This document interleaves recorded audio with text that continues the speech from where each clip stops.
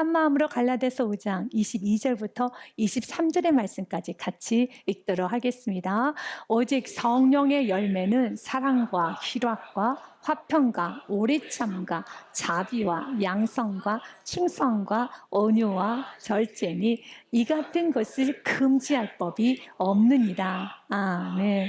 주님은 우리가 다투며 살기를 원하지 않습니다. 주님은 우리가 가는 곳에 화평, 피스가 이루어지기를 원하지요. 지혜 센 잠언도 다투는 것이 참으로 어리석다라는 말을 하면서 차라리 가난한 것이 훨씬 좋아라는 말을 합니다. 마른 떡 한 조각만 있고도 화목하는 것이 제육, 고기가 집에 가득하고도 다투는 것보다 나으니라 라고 하였습니다. 잠언 22장 19절 말씀에도요, 다투며 성내는 여인과 함께 사는 것보다 광야에서 사는 것이 나으니라 하였던 것처럼 다툼을 일으키는 사람은 외롭게 만듭니다. 다툼을 일으키면 자녀가 외로워져요. 다툼을 일으키는 아내, 다툼을 일으키는 남편, 다툼을 일으키는 어른들은 주위에 있는 모든 사람을 외롭게 하고 본인도 외롭게 됩니다. 광야로 만든다는 것입니다. 따뜻한 공동체는 화평을 이루어야 되겠습니다. 그러면은 화평이 무엇일까요? 문자적인 의미는 개인 간이나 나라 사이에 충돌이나 다툼이 없이 평화로운 평안한 상태를 화평의 상태로 합니다. 그러나 성경에서 말하는 이 평화는 세상에서 말하는 육신의 눈으로 봤을 때 평화로운 상태, 아무런 전쟁과 다툼이 없는 그냥 상태만을 말하는 것은 아닙니다. 왜냐하면 이 화평은 성령의 열매이기 때문에 세상의 사람들이 절대로 맺을 수 없는 오직 그리스도인들만, 성령의 사람만이 맺을 수 있는 것이 바로 화평입니다. 주님은 우리가 이 화평을 맺기 원합니다. 그래서 성경에서 말하는 화평이 무엇인가부터 알아야 됩니다. 화평의 정의를 그대로 몸소 보여주셨던 분이 계십니다. 그분은 예수 그리스도이십니다. 그래서 이 땅에 오셨던 예수님을 찬양할 때 천군 천사가 이렇게 찬양합니다. 누가복음 2장 말씀에 보니 지극히 높은 곳에서는 하나님께 영광이요, 땅에서는 하나님이 기뻐하신 사람들 중에 평화로다 하니라. 아멘. 예수님은 이런 분이십니다 라고 했을 때 예수님은 영광이십니다. 또한 예수님은 평화이십니다. 그래서 그분께서 오시면 모든 것은 평화로워집니다 라고 하며 예수님을 영광으로 찬양하고 예수님을 평화로 찬양을 합니다. 또한 예수님에 관하여서도 그는 화평이신지라 라고 성경 기록되어 있습니다. 에베소서 말씀해 보니 2장에 그는 우리의 화평이신지라, 둘로 하나를 만드사 원수된 것 곧 중간에 막힌 담을 자기 육체로 허시고, 그렇습니다. 바로 예수님은 화평이신데 화평이 하는 역할이 무엇입니까? 원수되었던 것을, 분쟁과 다툼이 있는 그곳에 평화를 주는 것입니다. 하나님과 우리 사이는 전쟁 중입니다. 원수 사이입니다. 절대로 하나 될 수 없는 사이였습니다. 무엇 때문에요? 죄 때문에 그렇습니다. 하나님과 우리 사이는 막힌 담이 있습니다. 바로 그 막힌 담을 죄악의 담이라고 합니다. 이사야서 59장 말씀에 보니 여호와의 손이 짧아 구원하지 못하심도 아니요, 귀가 둔하여 듣지 못하심도 아니라 바로 오직 너희 죄악이 너희와 너희 하나님 사이를 갈라 놓았고 너희 죄가 그의 얼굴을 가리워서 너희에게서 듣지 않으시게 함이니라. 그렇습니다. 하나님과 우리가 원수가 된 이유는 한 가지입니다. 바로 죄악의 담 때문에. 그 죄악의 담을 허물어뜨리신 분이 예수 그리스도이십니다. 어떻게 허물어뜨리셨습니까? 에베소서 2장 14절 말씀에 보니 자신의 몸, 육체의 몸으로 그 담을 헐어버리셨지요.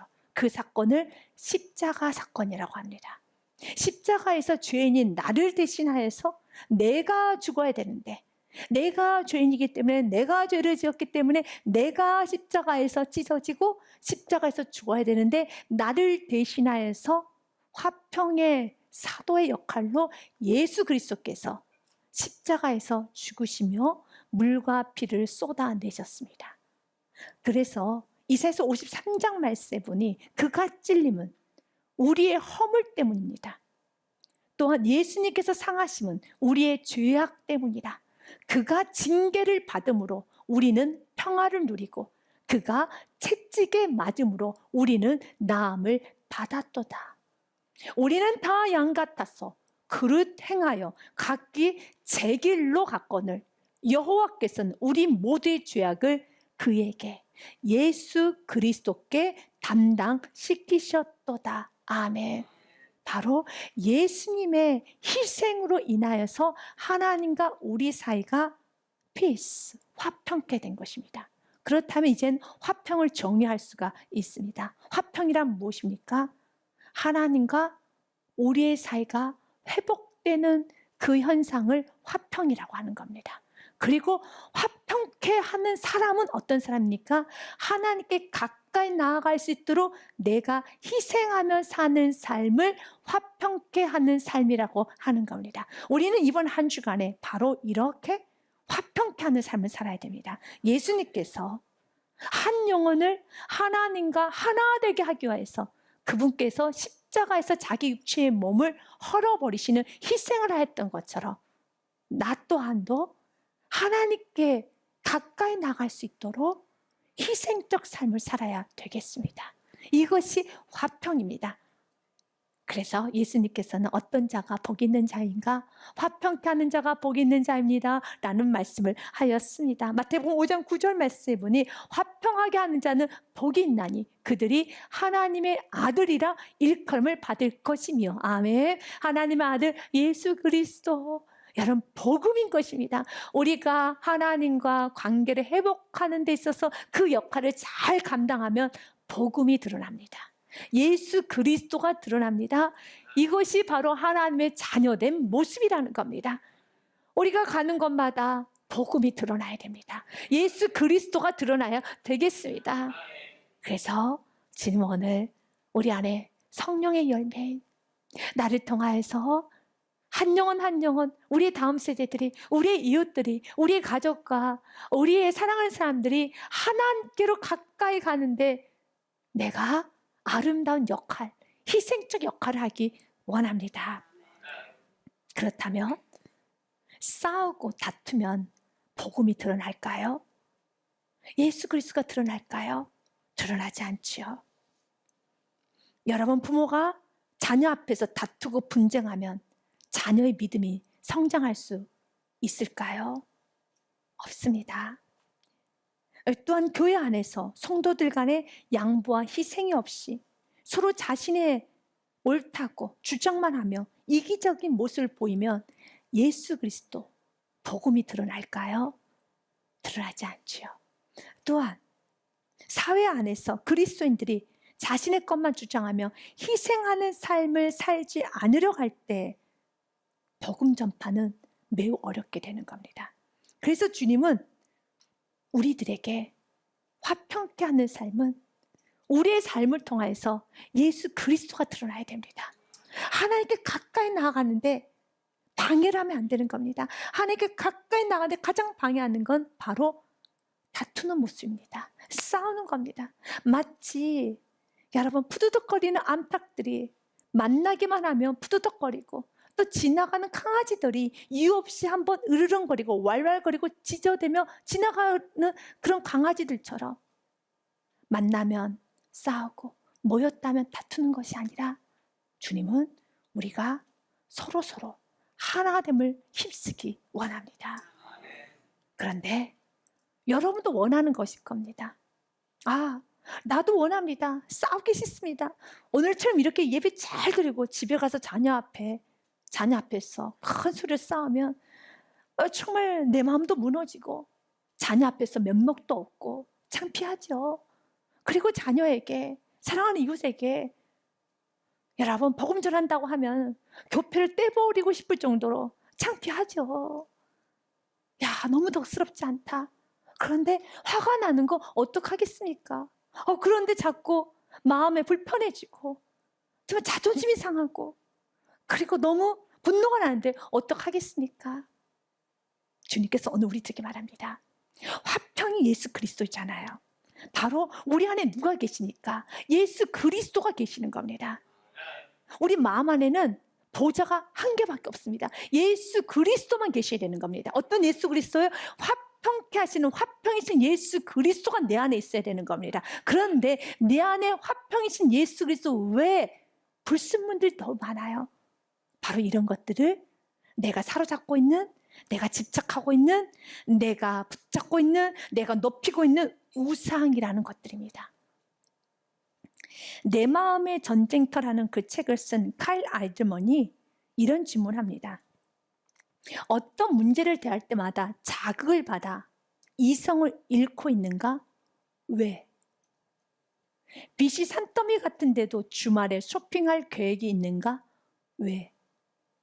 자동차나 집안을 꾸미는데 엄청난 시간을 쏟고 있는가? 왜? 왜 그럴까요? 내 안에 가득 차지하고 있는 우상이죠. 그래서 그가 연여 이런 말합니다. 우상 숭배에 대해 생각할 때 팔이 많이 달린 동상이나 금송아지 같은 이미지는 버려라. 지금 머릿속을 떠돌아다니고 있는 생각들, 인터넷 검색을 하고 있는 검색어, 시간, 그리고 돈의 흐름을 살펴보아라. 그렇습니다. 지금 내 마음을 차지하고 있는 것들이 우상이죠. 이렇게 우리 안에는 내 마음에 가득 차지하고 있는 이런 것들로 인하여서 자꾸 자극을 받아서 우리는 평화를 깨트려 버립니다. 내 마음에 평화가 없으면 이웃 간의 평화를 이룰 수가 없습니다. 여러분, 내 마음에 이미 평화가 깨진 상태에서는 그 누구와도 평화를 이룰 수가 없습니다. 그런데 왜 평화가 깨졌습니까? 내 안에 불순물들이 있기 때문에, 내 안에 갖가지 우상들이 있기 때문에, 또한 내 안에 낮은 자존감, 열등감, 피해의식, 또한 내 안에 있는 교만, 욕심, 이기심, 세상 정욕, 허망한 생각들, 시기 질투하고자 하는 마음, 자기 자랑하고자 하는 마음, 자기 뜻을 관철시키고 싶은 자만, 교만한 마음, 나의 계획대로 되지 않으면 화내고 싶은 내 안에 있는 아주 강함, 이런 것들이 내 안에 가득하게 되면 내 마음에서 이미 평화가 깨져버렸어요. 그러면 우리는 그 누구와도 평화를 이룰 수가 없습니다. 예수님은 오늘 우리들에게 말씀합니다. 요한복음 말씀에 14장 27절 말씀에 보니 평안을 너희에게 끼치노니, 아멘. 곧 나의 평안을 너희에게 주노라, 아멘. 우리의 마음에 소유해야 되는 건 예수님의 평안입니다. 내가 너에게 주는 것은 세상이 주는 것과 같지 아니하니라. 너희는 마음에 근심하지도 말고 두려워하지도 말아라. 예수님의 평안을 마음에 소유해야 되는 겁니다. 그 어떤 것도 여러분 마음에 차지하게 해서는 안 되는 것입니다. 지금 여러분의 마음 가운데 여러분 차지하고 있는 많은 것들, 내 마음에 무엇 때문에 평화가 깨졌는가? 내가 지금 무엇 때문에 화가 났는가? 무엇 때문에 큰 소리를 냈는가? 무엇으로 인해서 내가 자극받았는가를 한번 돌아보십시오. 이것이 그렇게 크게 자극받을 만한 일이었는가? 이것이 이렇게 크게 내가 반응해야 될 만한 일이었는가? 이것이 내 마음의 평화를 깨뜨리고 우리 가정의 평화를 깨뜨리고 우리의 공동체 안의 평화를 깨뜨릴 만한 일이었는가를 다시 한번 돌아보면서, 그 원인이 내 안에 있는 낮은 자존감, 열등감, 피해의식, 교만, 욕심, 이기심, 또한 자기자랑, 인정받고 싶고 내가 주인 노릇하고 싶고 대장되고 싶은 여러 가지 불순물들이 있지 않는가를 되돌아봐야 되는 겁니다. 그러면서 우리는 이런 불순물들을 주님께 내어놓을 수 있어야 됩니다. 에레미야 기자는 이렇게 말합니다. 깨달아야 될 것이 한 가지가 있단다. 우리의 마음은 그렇게 깨끗하지 않다라는 것입니다. 만물보다 거짓되고 심히 부패한 것은 마음이라. 누가 능히 이를 알려마는 여러분의 마음이 참으로 부패되었습니다. 내 안에 낮은 열등감이 있습니다. 낮은 자존감이 있습니다. 피해의식이 있습니다. 교만이 있습니다. 욕심이 있습니다. 갖가지 우상들이 있습니다. 라는 거 알기만 하여도 은혜인 겁니다. 그런데 몰라요.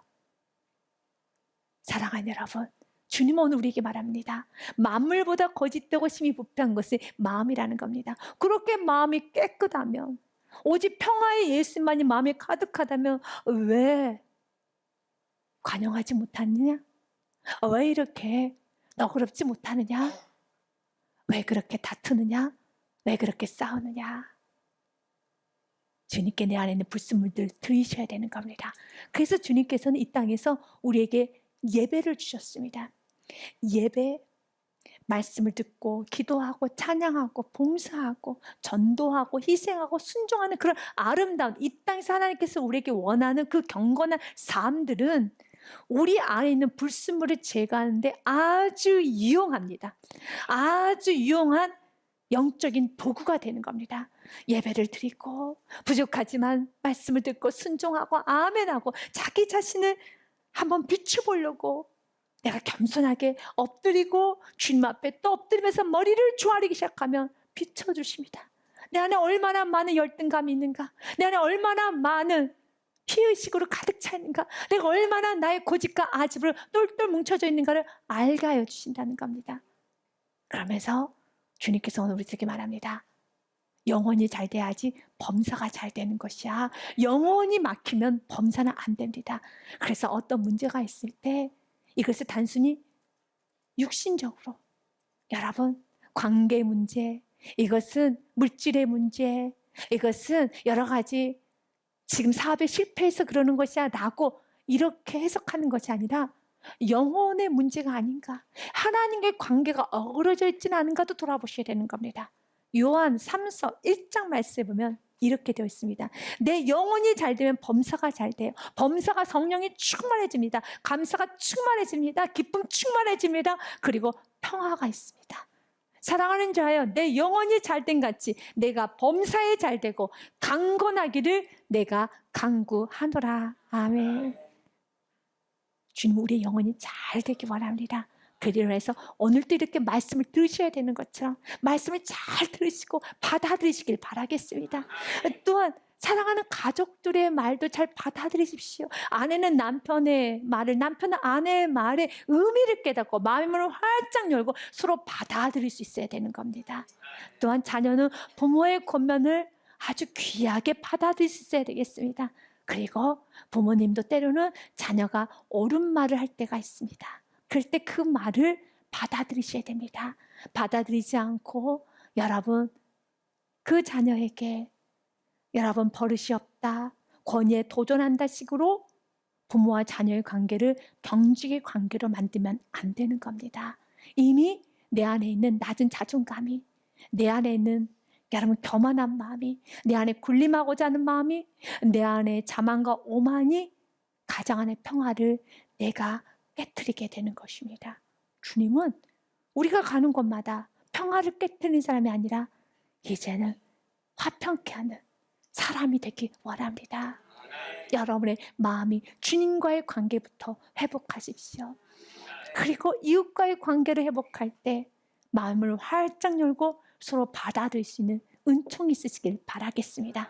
이렇게 서로 받아들이는 데 있어서 가장 유용하게 사용되는 도구가 언어입니다. 대화하는 것이죠. 말입니다. 성경은 이 말에 관하여 참으로 귀하다고 힘이 있다라는 말씀을 기록해 놨습니다.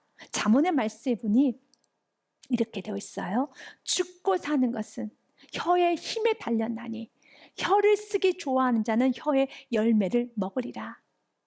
말은 모든 관계를 회복시키고 살리는데 너무 중요한 유용한 도구가 되기도 하지만 모든 관계를 파괴시키는데도 말이 강력한 힘이 있습니다. 그래서 죽고 사는 것은 내가 살리는 말을 할 수도 있지만 관계를 파괴하는 죽이는 말도 할 수 있죠. 그래서 혀를 잘 써야 되는 겁니다. 야고보서 말씀은 이렇게 되어 있습니다. 혀는 곧 불이요 불의의 세계라. 혀는 우리 지체 중에서 온몸을 더럽히고 삶의 수레바퀴를 불사르니 그 사르는 것이 지옥불에서 나느니라. 맞습니다. 우리의 언어를 통하여서 모든 가정 안에 있는 죄악과 가정 안에 있는 모든 아픔과 상처를 다 태워버리고 쓸어버릴 수 있는 강력한 힘이 있기도 하지만 나의 언어가 하나님의 관계를 파괴시키고 가정의 평화를 깨뜨리고 모든 관계를 경직시키는 악한 도구가 될 수도 있습니다. 주님은 오늘 우리들에게 말합니다. 화평케 하라는 것이죠. 그러면서 신구약에 있어서 황금률이라는 말씀이 있습니다. 신은 대로 거둔다는 말씀, 그리고 대접받고 싶은 대로 대접을 하라는 것이죠. 여러분은 어떤 대접을 받고 싶습니까? 타인으로부터, 사람들로부터 수근수근과 원망과 비난, 그리고 오해, 흠집이 잡혀지고 나를 향해서 판단하고 비난하고 정죄하는 그런 대우를 받고 싶습니까? 아니면 나를 허용하고 관용하고 덮어주고 나를 사랑해주는 그런 대우를 받고 싶습니까? 그렇다면, 사랑을 받고 싶다면 사랑을 하셔야 됩니다. 여러분들이 대우를 받고 싶으면 대우를 해주셔야 되는 것이죠. 내가 가정 안에서 왕처럼 살고 싶더라면 사랑하는 가족들을 왕비로, 왕자, 공주로 대해줘야 되는 것처럼 성경 우리에게 말합니다. 마태복음 7장 12절 말씀이에요. 그러므로 무엇이든지 남에게 대접을 받고자 하는 대로 너희도 남을 대접하라. 이것이 율법이요 선지자니라. 어떤 대우를 받고 싶습니까? 무시받고 싶습니까? 원망받고 싶고, 여러분 꼬투리 잡히고 싶고, 그리고 여러분을 가는 곳마다 흠이 잡히고 비난하고 정죄하고 수근수근하고 그러고 싶습니까? 아니면 항상 여러분에게는 너그럽게 사람들이 대해주길 원합니까? 사랑을 받고 싶습니까? 그러면 여러분도 대접받고 싶은 대로 대접을 하여야 하는 것입니다. 주님은 우리의 언어, 화평케 하는데 아주 유용한 도구인 언어가 잘 쓰여지기를 원하고 있습니다. 여러분에게 대화를 하는 데 있어서 좀 기억해도 괜찮을 만한 5가지 법칙을 소개하고 말씀을 정리하고자 합니다. 여러분 기억하셔야 됩니다. 대화의 목적은 이기는 것이 아닌 관계를 세우는 데 있습니다. 대화를 할 때 이기려고 하면 안 됩니다. 나의 생각을 상대방에게 주입시키려고 해서는 안 되는 겁니다. 대화는 이기려고 하는 것이 아니라 너와 나 사이의 관계를 세우기 위한 것입니다. 또한 2번째, 진실이 가장 중요한 대화의 법칙입니다. 마틴 루터 킹 목사님이 나는 가슴으로 말한다 라는 말을 했었죠. 바로 진실한 말은 상대방의 마음을 감동시킵니다. 또한 3번째, 마음 깊이 상대방을 존경해야 합니다. 그럴 때 이런 질문을 하고 싶습니다. 목사님, 그 사람은 대화를 하긴 하는데 존경할 것이 하나도 없어요 라고 이렇게 주장하고 싶겠지만 틀린 말입니다. 하나님께서 만드셨다는 그 이유 하나만으로 존경할 수 있는 충분한 이유가 되고, 또한 그 사람은 무한하게 변화, 발전할 가능성이 있다라는 믿음을 가지고 우리는 상대방을 존경해야 합니다. 또한 경청할 수 있어야 되는 것입니다. 집중하여 잘 듣고 반응을 해주는 것이 대화의 기본이며 예의입니다. 마지막 5번째, 마음에 감동을 주는 언어를 배워서 사용할 수 있어야 합니다. 여러분도 듣고 싶은 단어, 나에게 행복감을 줬던 단어들이 있을 겁니다. 여러분, 그 단어는 그 사람도 듣고 싶고 그 사람에게도 행복감을 줍니다. 그렇기 때문에 내가 듣고 싶은 그 말을 상대방에게 먼저 해줌으로써 서로의 대화를 잘 이어가시기를 바라겠습니다. 그래서 여러분이 가는 곳마다 화평케 하는 그 아름다운 삶을 살아내시길 바랍니다. 어떤 순간에 여러분이 자극을 받고 이성을 잃었고 여러분의 마음에 평화가 깨졌다면 저 사람 때문에, 이 환경 때문에 라고 말씀하지 마시고 평화이신 예수님이 내 안에 충만하게 좌정하셔야 되는데, 예수님 왜 내 안에 있는 우상들이 있지 않은가? 예수님 왜 내 안에 있는 모든 열등감, 낮은 자존감, 피해의식, 교만, 욕심, 거만, 자기자랑, 이기심, 세상 정욕, 허영 강함이 있진 않은가 한번 되돌아보면서 내 안에 있는 불순물을 하나씩 제거함으로 오늘도 더 예배하시고 더 주님의 이름을 부르며 나아가는 여러분이 되시길, 우리 모두가 되기를 주님의 이름으로 축복드립니다.